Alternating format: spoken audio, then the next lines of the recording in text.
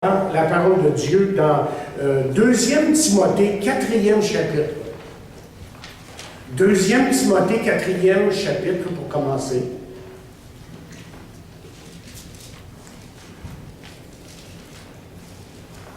Et nous allons lire qu'un seul verset. Il y en avait d'autres, mais le temps est déjà avancé un peu. Donc je vais fixer nos pensées sur ce verset. Verset 7 du chapitre 4 de 2 Timothée nous dit « J'ai combattu le bon combat, j'ai achevé la course, j'ai gardé la foi. »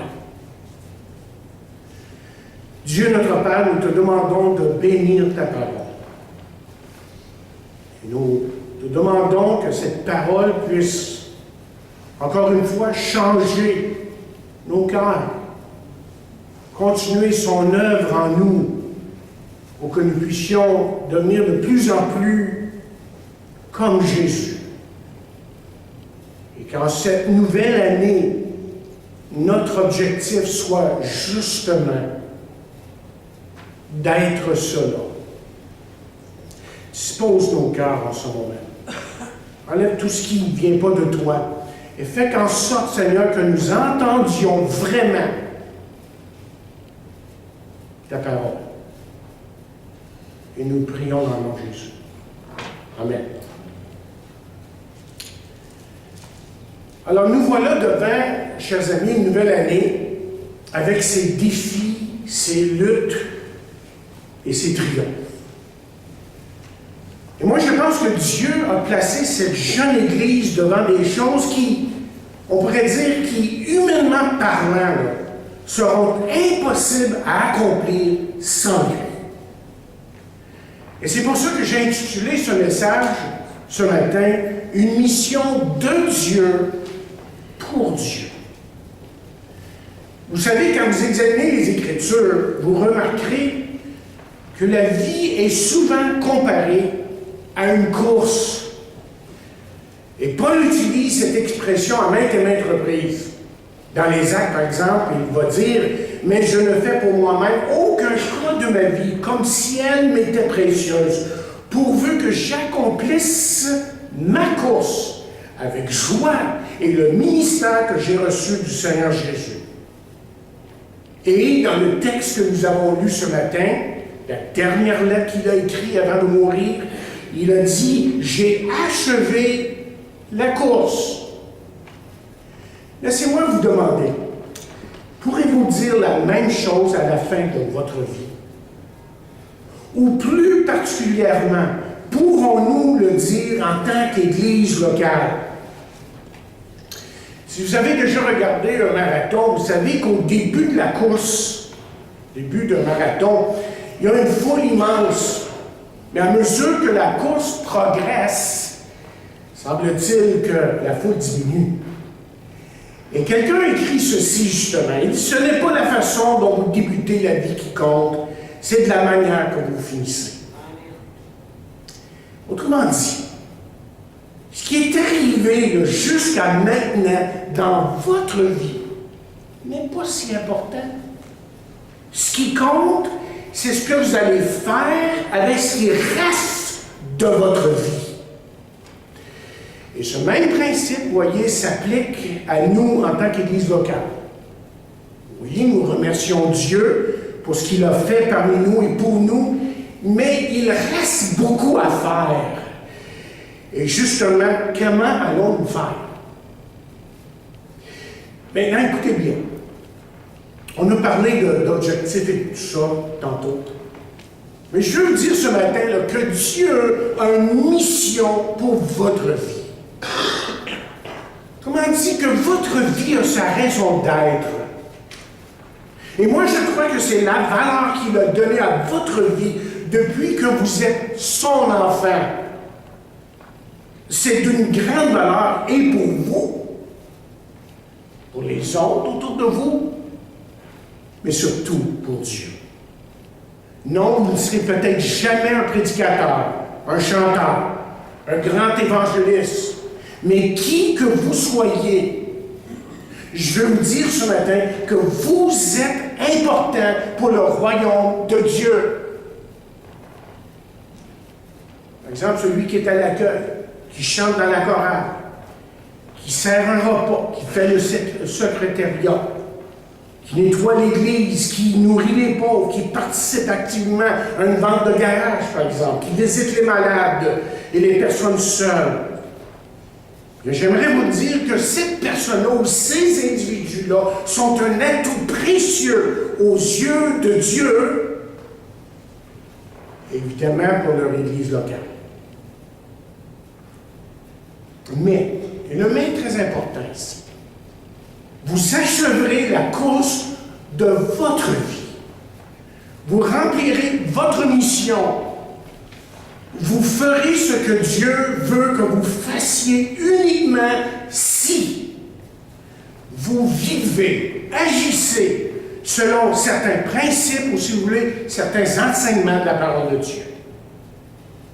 Et ça s'applique autant sur la vie, pour la vie individuelle, pour vous en tant qu'individu, que pour notre Église locale. Par exemple, on remercie Dieu pour sa grâce.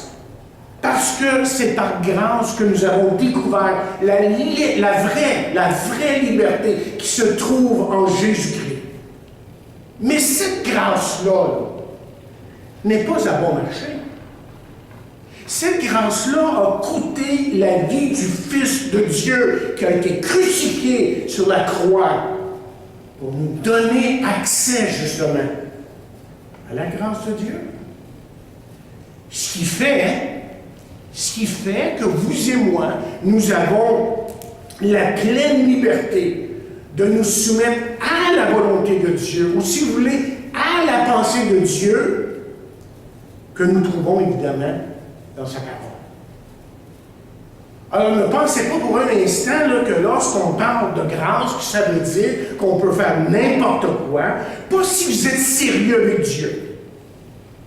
C'est l'apôtre qui a écrit un jeune pasteur qui lui dit « C'est la grâce de Dieu, source de salut pour tous les hommes, a été manifestée, car la grâce, je devrais lire, a été manifestée. Elle nous enseigne à renoncer à l'impiété, aux convoitises mondaines et à vivre dans le siècle présent selon la sagesse, la justice et la piété. » Remarquez que le négatif et le positif. Chose à éviter, chose à faire dans ce verset.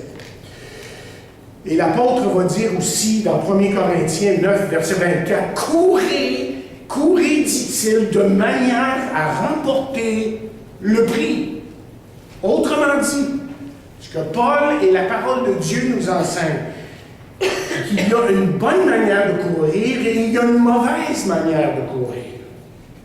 Et c'est pour ça que ce matin, ce que j'aimerais faire avec vous, là, c'est de vous suggérer 5 secrets. 5 secrets pour que vous puissiez compléter la course de votre vie. Pour que, en tant qu'Église locale, nous puissions accomplir la mission. Oui, la mission que Dieu nous a donnée, que nous nous rendions jusqu'au bout. Et si on veut terminer cette course, bien, il faut obéir au règlement, comme une course normale. Alors, le premier secret, quels sont ces secrets? Le premier secret que je vous donnerai ce matin, c'est d'abord d'enlever toutes les distractions. Et justement, dans Hébreux 12, verset 1, voici ce que l'auteur nous dit. « Rejetons tout fardeau, dit-il, et le péché qui nous enveloppe si facilement, et courons avec persévérance dans la carrière qui nous est ouverte. » Autrement dit, là, Dieu, ce matin, a une course unique tracée pour vous. Je ne sais pas si vous le réalisez, ça. On se sent tellement insignifiant des fois qu'on parle, je ne suis pas vraiment important, je ne peux pas vraiment rien faire. Non, c'est pas vrai, ça. Ça, c'est le plus grand mensonge que Satan peut vous souffler à l'oreille. Que vous n'êtes pas important, que vous êtes insignifiant. Et vous seul pouvez la courir. Personne d'autre peut courir pour vous. Et parce que c'est un parcours qui est unique à vous, là, si vous ne courez pas cette course-là restera inachevée. Alors, la première chose à faire, c'est d'enlever les distractions, rejeter toute chose qui a tendance à nous ralentir et qui nous retient. Autrement dit, personne ne va courir un marathon avec un sac à dos de 50 livres. Non, il va enlever, il va se défaire, il va éliminer ce qui est inutile. Et quelles sont justement ces choses qui, parfois, sont inutiles, qui peuvent nous distraire de notre mission, de votre mission? Mais ça peut être des choses comme gagner de l'argent, parce qu'il y en a, vous savez, qui ont juste de l'argent en tête. Hein? C'est l'argent, puis l'argent, l'argent. Ça peut être un problème. Avoir du plaisir. Ça peut être une autre chose. Les mauvaises relations, trop nombreuses d'activités. On est tellement occupés qu'on n'a pas le temps de vraiment écouter Dieu pour que Dieu nous dirige. Mais ça peut aussi être des choses comme l'amertume, la médisance, la calomnie, la jalousie et des choses semblables. Autrement dit, là, il y a tellement de choses, il y a de très nombreuses choses qui peuvent, comment est-ce que je peux vous dire ça, vous amener à perdre votre passion pour Dieu et pour l'œuvre de Dieu. Et je suis convaincu qu'il y a autre chose aussi. Je suis convaincu que pour la plupart des gens, la plus grande distraction dans leur vie, vous savez c'est quoi? C'est leur passé.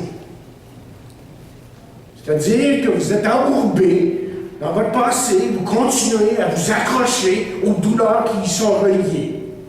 Par exemple, vous ne pardonnez pas aux personnes qui vous ont fait du mal. Et vous, en retour, ne demandez pas pardon pour le mal que vous êtes coupable, et ce qui fait que vous traînez une culpabilité là, sur vos épaules, dans votre cœur, qui traîne jour après jour, après jour, après jour. Et vous vous frappez la tête. Vous frappez la tête, pas dans le sens véritable, là, mais spirituellement, symboliquement, vous vous frappez la tête pour les échecs que vous avez connus jadis, dans un passé même lointain. Et vous savez que Paul, lui, avait toutes les raisons pour s'en vouloir. Hein? Paul avait toutes les raisons pour se sentir coupable. Je veux dire, il avait commis un meurtre, ou au moins il était complice d'un meurtre. Mais voici ce qu'il dit, oubliant ce qui est en arrière et me portant vers ce qui est en avant, je cours quoi? Vers le but. Donc, ce que la parole de Dieu nous enseigne, c'est qu'il faut cesser de se remémorer le passé et commencer vraiment à lâcher prise. C'est temps de le faire au début d'une année comme celle-ci. Et cesser d'être manipulé par votre passé et vos souvenirs. Si vous voulez atteindre le but final de votre vie et être utile dans l'œuvre de Dieu, vous devez lâcher prise. Vous devez laisser aller vos chagrins, vos douleurs, vos afflictions. Permettez-moi de vous donner un indice ici. Quelque chose que vous aidez. Lorsque vous pensez, par exemple, à une situation qui a été quelque peu difficile dans votre vie, négative, peut-être une situation, peut-être des personnes avec qui vous avez eu affaire, ça a été difficile, vous n'êtes pas compris, et puis il y a eu un peu de... une situation qui n'a pas été agréable. Et lorsque vous pensez à cette situation-là et que la paix et la joie de Dieu en vous diminuent, alors là, c'est vraiment le temps d'en parler à Dieu et de demander à Dieu de vous éclairer et de vous aider à avoir la bonne attitude. C'est ça qu'il faut faire. Ésaïe 43, 18 nous dit « Ne vous rappelez plus les événements du passé, ne considérez plus les choses d'autrefois » dans la Bible du Sommeur, Ésaïe 43, verset 18. Oui, il faut apprendre de son passé, mais il ne faut pas y revenir sans cesse, continuellement. Vous savez peut-être trébucher. Je devrais me corriger ici et dire « Non, vous avez trébuché à un moment donné. » Mais chers amis, on a tous fait des faux pas à un moment donné.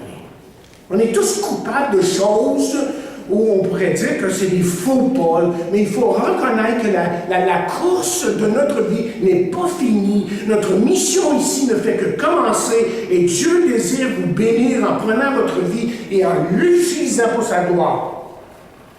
Donc, il faut éliminer les distractions et continuer à vivre votre vie et à vraiment servir le Maître. La deuxième chose, me rappeler la raison de la course et la récompense. Pour commencer, pourquoi est-ce que je fais ceci ou cela? Et je me pose ces questions-là que je vais mettre devant vous là, assez souvent quand même. Je me les pose. Pourquoi est-ce que j'essaie de donner un sens à ma vie? Pourquoi est-ce que je me donne à fond pour Dieu? Pourquoi faire tant d'efforts? Si vous ne pouvez pas répondre à cette question-là, bien, vous ne rendrez peut-être pas à la ligne d'arrivée. Et voici ce que Paul a dit. Il dit, c'est pourquoi, ayant ce ministère selon la miséricorde de Dieu, nous ne perdons pas courage. Pourquoi est-ce que je continue à courir, à m'investir dans l'œuvre de Dieu? Pourquoi est-ce que je travaille dans le but d'accomplir ma mission? Et pourquoi est-ce que j'essaie de terminer la tâche et de faire ce qui est bien? Et encore une fois, toutes ces questions-là, je me les pose régulièrement. Mais je vais vous dire pourquoi. Parce que vous voyez, Dieu m'a donné un travail à accomplir. Et ça, je le sais. Écoutez, la raison pour laquelle nous continuons à aller de l'avant ici, là, aujourd'hui, dans cette église, c'est que notre mission ici, à Saint-Jean-sur-Richelieu, au 182 Longueuil, okay, notre mission n'est pas notre idée. Elle n'est pas notre idée, mais l'idée de Dieu. C'est une mission de Dieu pour Dieu. En fin de compte, peu importe combien d'argent vous gagnez ou la position que vous avez, si vous ne remplissez pas le dessein pour lequel Dieu vous a créé, là, vous êtes à l'échec, essentiellement. Vous voyez, il ne s'agit pas ici d'une question de peu d'importance. Dieu, vous, là, en tant qu'individu, chacun de vous, Dieu vous a donné un travail à accomplir. Il vous a créé, il vous a mis sur cette terre pour une raison. Et si vous n'accomplissez pas cette mission, vous allez manquer la raison pour votre existence. Même. Pourquoi? Encore une fois, je vais peut-être la reposer un peu différemment, mais pourquoi est-ce que je continue à aller de l'avant? Posez-vous cette question-là. Bien, principalement parce que je me rappelle ce que Dieu veut que je fasse selon les dons et les capacités qu'il m'a données. Mais l'autre chose qui nous aide à aller de l'avant est la récompense. Paul a parlé de récompense. Il dit tous ceux qui combattent s'imposent toute espèce d'abstinence. Ils le font pour obtenir une couronne incorruptible. Mais nous faisons-le, dit-il, pour obtenir une couronne incorruptible. Moi donc, je cours non pas comme à l'aventure, je frappe non pas comme en battant l'air. Autrement dit, si on peut résumer la pensée de Paul ici, c'est qu'il n'y a pas de succès sans sacrifice. Et qu'est-ce qui nous motive? Qu'est-ce qui nous motive à faire des sacrifices? Bien, le fait de garder les yeux sur la récompense, de réaliser qu'un jour Dieu va nous récompenser selon la manière dont nous avons accompli notre mission. Ça me motive un peu. Pas à peu près. Et si vous le connaissez comme votre sauveur personnel, qu'il est vraiment votre Seigneur, que vous êtes son enfant, bien, sachez qu'un jour, il vous récompensera selon ce que vous aurez fait de votre vie en tant qu'enfant de Dieu. Et quelqu'un a écrit qu'il y a 3 motivations dans la vie. La motivation d'abord intérieure, vous vous motivez vous-même. Deuxièmement, il y a la motivation extérieure. Vous faites confiance à d'autres pour vous motiver. Mais la meilleure des motivations, c'est ce que Paul nous dit dans la parole lorsqu'il dit « Nous le faisons pour obtenir une couronne incorruptible. » Donc, la deuxième clé pour terminer votre mission, pour atteindre la ligne d'arrivée, est de garder les yeux sur votre objectif. Et la parole de Dieu nous dit, nous regardons non pas aux choses visibles, Non pas aux choses visibles, mais celles qui sont invisibles.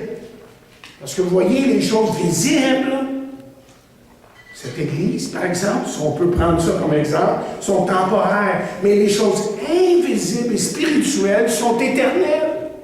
Et voilà qu'on peut parler de l'amour de Dieu, de la grâce de Dieu, de la puissance de Dieu, qui sont toujours là, présents dans ma vie pour me relever, malgré les circonstances.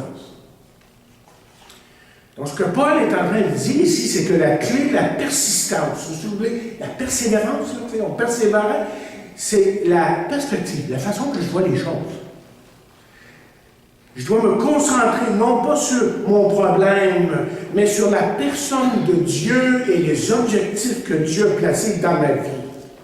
Parce que vous voyez, en fin de compte, si vous êtes toujours en train de regarder vos problèmes, vous n'accomplirez absolument rien.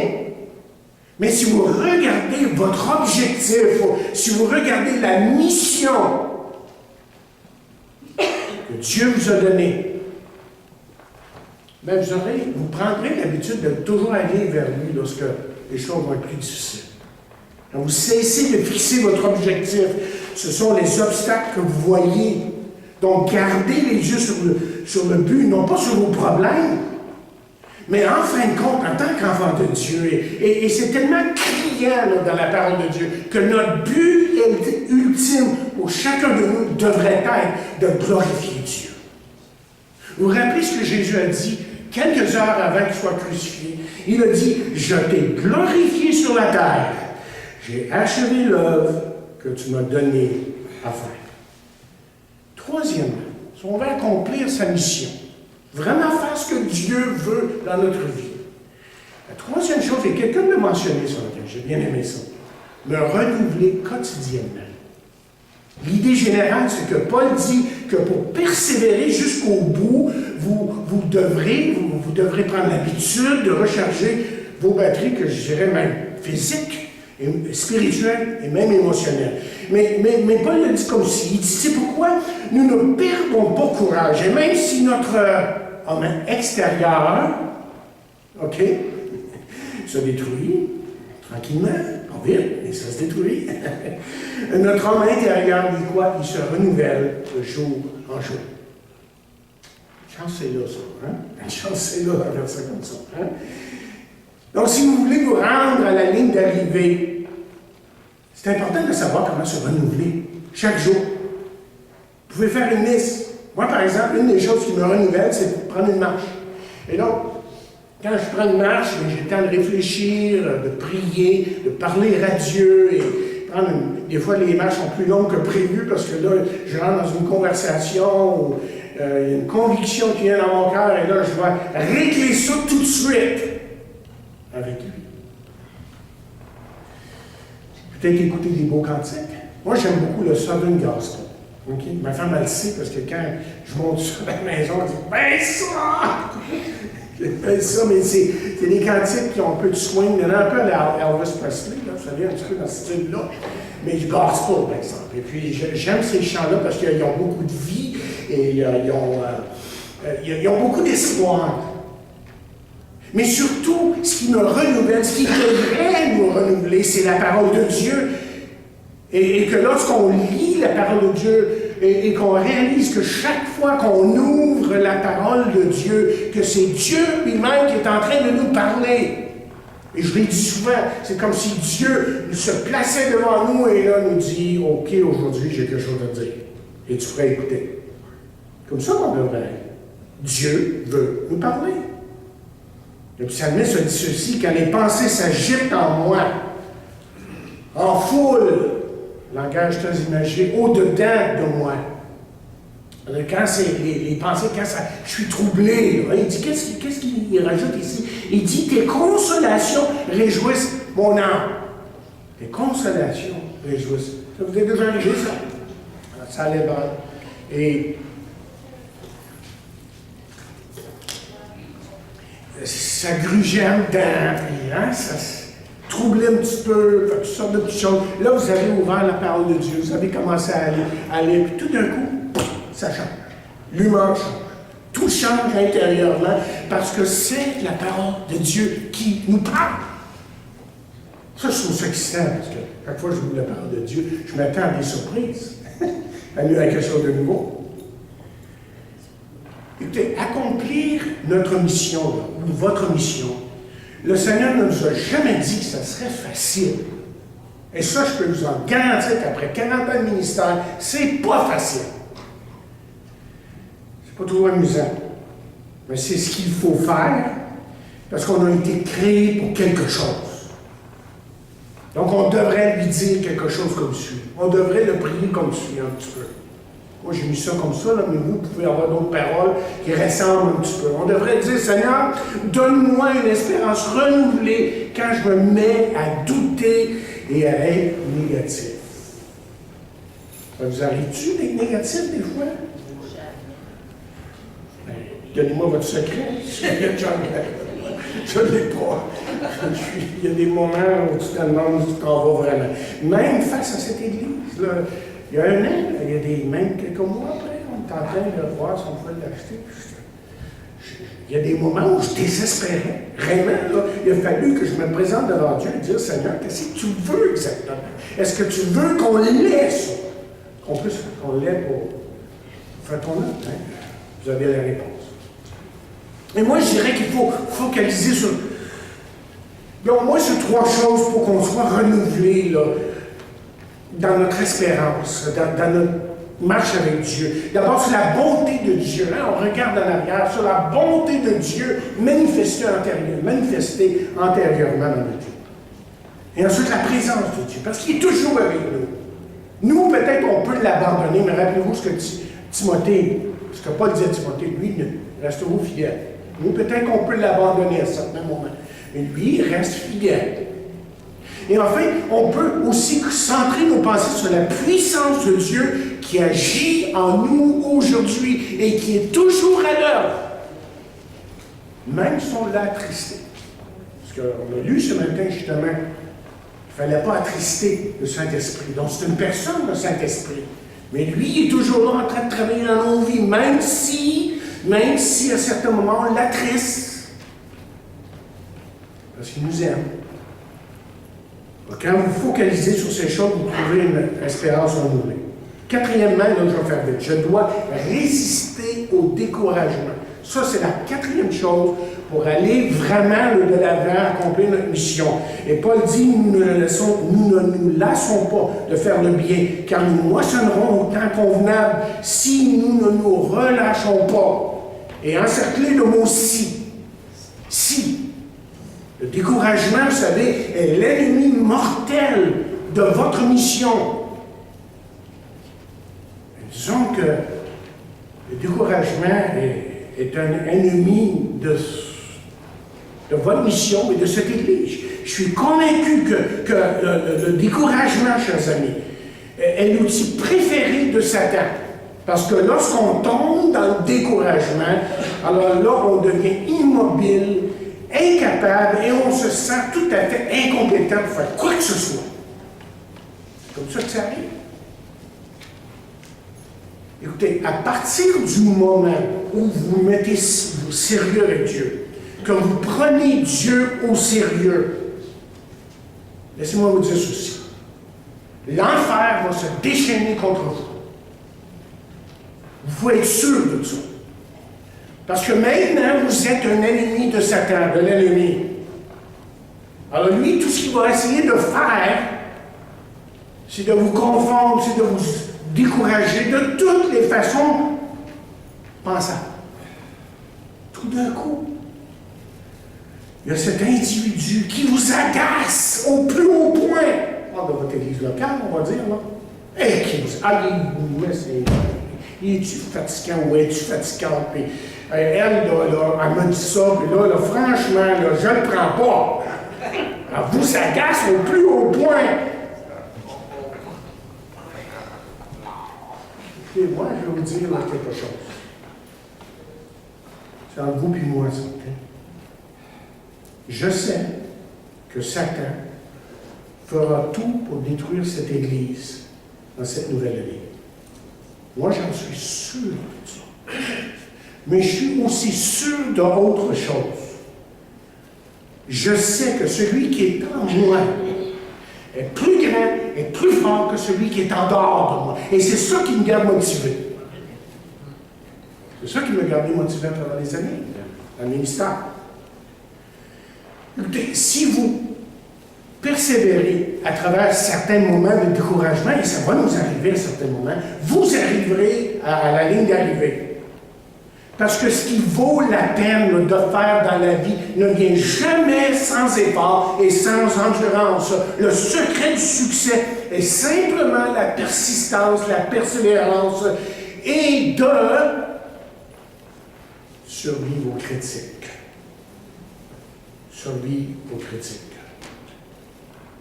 Wellington a dit que le secret de l'armée britannique était leur capacité de se battre 5 minutes de plus que n'importe quelle autre personne ou autre armée. Les grands hommes sont simplement des gens ordinaires, doués d'une détermination hors du commun. Ils ne savent pas ce que c'est d'abandonner. Ils continuent à aller de l'avant. Alors laissez-moi vous demander ce matin, comment évaluez-vous votre propre persistance? Finissez-vous ce que vous avez commencé? C'est ça la persévérance, la persistance. Ne pas abandonner à mi-chemin. Et s'il y a une chose qui décourage parfois un pasteur, c'est de voir des gens qui commencent quelque chose, puis là, encore le chemin, mi-chemin, ou quoi. Ah, c'est le temps. Comment réagissez-vous, par exemple, face à l'échec? Quand les choses ne fonctionnent pas, quand vous faites des erreurs, vous apitoyez sur votre sort et vous dites quelque chose comme « Ah, tout le monde me déteste, personne ne m'aime. »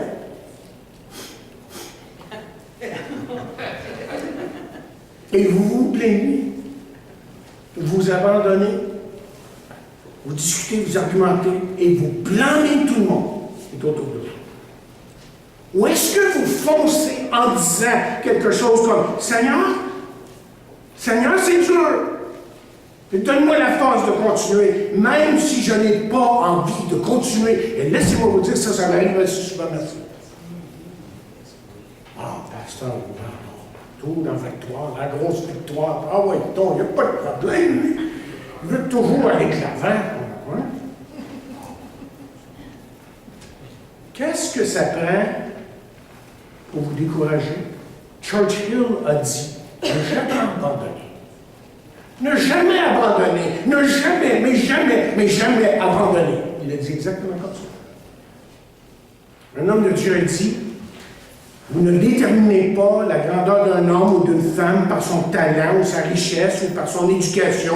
Vous déterminez la grandeur d'un homme, d'une femme, par ce que ça prend pour le décourager. Hébreux 10, 36 nous dit car vous avez besoin de persévérance afin qu'après avoir accompli la volonté de Dieu, vous obteniez ce qui est promis. Il faut encercler les paroles, là, vous avez besoin de persévérance. Et ensuite, dans Habakkuk 2, verset 3, on lit car c'est une vision dont l'échéance est fixée, elle aspire à son temps, elle ne décevra pas. Et si elle tarde, attends-la plutôt, car elle s'accomplira certainement, elle ne sera pas différée. Qu'est-ce qu'il est en train de dire, là? Il est en train de dire essentiellement que Dieu n'est jamais en retard, que Dieu agit toujours à temps. Mais le fait est, comprenez-moi bien ce que je veux dire ici, là, quelque part, tout au long de votre mission et la nôtre en tant qu'Église locale, vous savez ce qui va arriver, c'est que Dieu va éprouver notre engagement. Vous pouvez compter sur ça. Il éprouvera votre engagement. Non pas que Dieu ne sache pas si vous êtes vraiment engagé ou non, mais il veut que vous le sachiez et il veut surtout manifester en vous sa puissance, sa grâce et son amour. Et parfois, ces épreuves peuvent sembler irraisonnables ou injustes, même insupportables. Et vous dites, Seigneur, je suis incapable de continuer, je ne suis pas capable. Et il semble que vous avez toutes les raisons pour abandonner. Mais vous le pouvez. Si vous êtes appelé à quelque chose, vous le pouvez parce que Dieu est avec nous. Et ensuite, l'apôtre ajoute ceci, aucune tentation nous est survenue qui qui n'a été humaine, et Dieu qui est fidèle ne permettra pas que vous soyez tentés au-delà de vos forces, mais avec la tentation ou l'épreuve, si vous voulez. Il préparera aussi le moyen d'en sortir afin que vous puissiez la supporter. Dernier point. Je sais que j'ai passé mon temps, mais il faut finir. Il faut dire, je vais tout dire ce que j'ai à dire ce matin. Dernier point, c'est celui-ci. Confiez-vous en Christ. Dieu veut que vous appreniez à dépendre de lui. C'est une chose qu'on a besoin, que j'ai besoin. C'est vraiment de dépendre de lui pour avoir la force de faire ce qu'il nous appelle à faire. Parce que vous voyez, en fin de compte, tout ce que vous traverserez, Dieu veut le traverser avec vous. Vous n'êtes pas seul. Et c'est pour ça que vous devriez prier ceci. Écoutez les paroles. Ceci est mon travail. Et je peux le faire seulement parce que l'énergie puissante de Christ est à l'œuvre en moi. La seule façon pour moi de remplir ma mission que Dieu m'a donnée, c'est avec la puissance que Dieu me donne pour le faire. C'est ça qu'on devrait prier. Quelqu'un a dit ceci un jour. Il a posé la question, il dit, comment saurez-vous si un rêve est votre rêve ou s'il vient de Dieu? Question très intéressante. Comment savoir, autrement dit, quand une vision, un plan, un objectif, mais est vraiment de Dieu? Et voici la réponse. C'est quand c'est si énorme que vous ne pourriez d'aucune manière le faire par vos propres forces. Et gloire à Dieu, je pense que c'est ça qu'on a vécu l'année dernière lorsqu'on a acquis cette Église. C'était au-delà de nos moyens. Mais Dieu pourvu. Quand Dieu vous donne un objectif à atteindre, celui-ci sera si grand que vous échouerez à moins que lui n'intervienne. Parce qu'il veut que vous appreniez à dépendre de lui. Que nous, en tant qu'Église, qu'on dépende de lui. Il dit, si quelqu'un remplit, et c'est Pierre qui parle, remplit un ministère, qu'il le remplisse selon la force que Dieu communique, afin qu'en toute chose Dieu soit glorifié en Jésus-Christ. Ce que Dieu vous appelle à faire, il vous équipera pour le faire. Il vous guidera et il va pourvoir à tout. Mais voici le problème parfois pour nous. C'est que très souvent, nous ne comprenons pas que dans les circonstances qui arrivent dans notre vie, elles sont là pour nous équiper en vue de notre mission. Et je vous rappelle, vous avez tous une mission. Il n'y a pas une personne ici là, qui n'a pas une mission. Et nous, lorsqu'on a un problème, nous, on pense que ce sont que des problèmes. Mais Dieu dit, non, c'est pas juste ça là, qui arrive dans ta vie. C'est pas ça, là. Ce problème, peu importe que vous en soyez la cause, ou que Dieu l'ait voulu ainsi, ou que vous soyez la victime de quelqu'un d'autre. Et des fois, on est la victime de ce que les gens disent de nous, font, et réactions, et tout le reste. Peu importe, Dieu peut utiliser ça. Et vous savez quoi? Je vais aller même plus loin que ça. Que Dieu peut même utiliser nos erreurs. Dieu est en train d'utiliser les problèmes de votre vie, de votre passé, pour vous préparer pour la mission qu'il a pour vous. Et un exemple flagrant dans la parole de Dieu, c'est Job. On sait que Job a passé par des moments extrêmement difficiles. Il était peut-être responsable de certains, mais certainement pas de tout. Mais la Bible nous informe qu'il est resté fidèle au Seigneur et à la fin de sa vie, vous savez quoi? Il finit par être plus grand qu'au début. Laissez-moi vous dire la vérité, là, ce matin. Écoutez-moi bien, là, ce stade-ci, OK? Certains d'entre vous passez maintenant par des temps difficiles. Je le sais, vous me l'avez dit, vous me l'avez partagé. Et vous avez peut-être l'impression, à certains moments, d'être submergé. Et vous ne comprenez pas pourquoi vous avez tant de problèmes. Vous ne savez pas ce qui vous arrive. Vous êtes même dépassé par ces problèmes. Moi, je vais vous dire qu'il y a une bonne nouvelle à tout ça. C'est que Dieu n'a pas fini avec vous. La course, écoutez, elle n'est pas finie. Et Paul a dit, je suis persuadé que celui qui a commencé en vous cette bonne œuvre la rendra parfaite pour le jour de Jésus-Christ. Écoutez, en fin de compte, votre arrière-plan importe peu à Dieu. Non, si vous lui confessez vos péchés et que vraiment vous vous approchez de lui, Dieu vous aime à tel point qu'il a un plan pour votre vie, une mission à accomplir à travers vous. Si vous gardez les yeux sur lui, vous verrez, chers amis, vous verrez, Dieu va faire des choses surprenantes dans votre vie, à travers vous, pour la gloire de Dieu, pour l'avancement de son règne. C'est seulement le laisser faire, par exemple. Laissez-le faire dans votre vie. Et je termine en disant ceci. Ça parle de David dans Acte 13, verset 36. On dit ceci de David. Or, David, après avoir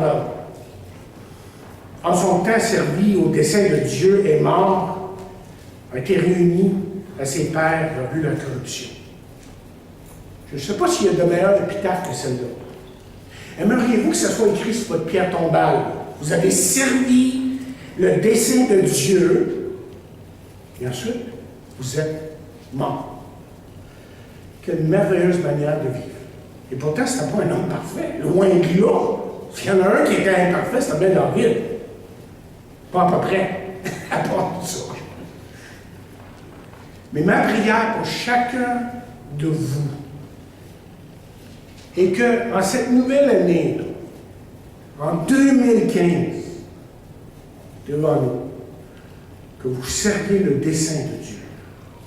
Aujourd'hui, dans un monde qui est sans Dieu, dans une ville où il y a tellement peu de choses de Dieu, que vous éliminiez les distractions, que vous résistiez au découragement, que vous vous focalisiez sur la raison de votre course, sur la récompense, et que vous vous renouveliez quotidiennement, mais que surtout vous appreniez à dépendre de lui, à vous confier en lui, pour que Dieu puisse être Dieu dans votre vie. La mission que Dieu nous a donnée, chers amis, écoutez bien, la mission que Dieu nous a donnée à accomplir n'est pas de nous. Mais c'est vraiment une mission de Dieu pour Dieu. Et que Dieu nous aide dans ce début d'année de vraiment mettre ce message dans nos cœurs et d'agir en conséquence. Je sais que vous pouvez le faire et je sais que Dieu va vous bénir à travers tout ça. Prions. Seigneur, que cette parole ici puisse nous emmener à vraiment nous confier en toi, puisse nous emmener au pied de la croix. Et qu'en ce début de nouvelle année, en tant qu'Église locale, mais aussi en tant qu'individu, nous sachions reconnaître que tu es un Dieu souverain, qui connaît toutes choses, qui sait exactement ce qui se passe dans nos vies et pourquoi ça se passe dans nos vies. Et c'est toi qui détermines les temps et la fin. Mais pour le moment, aussi longtemps que tu n'es pas revenu, que tu tardes à venir, pour différentes raisons, nous voulons être à l'œuvre pour toi, et ça pour ta gloire. Et que ce matin, nous puissions nous donner corps, âme et esprit, sachant que tu es notre Sauveur, notre Seigneur et notre Dieu souverain. Nous prions dans le nom de Jésus.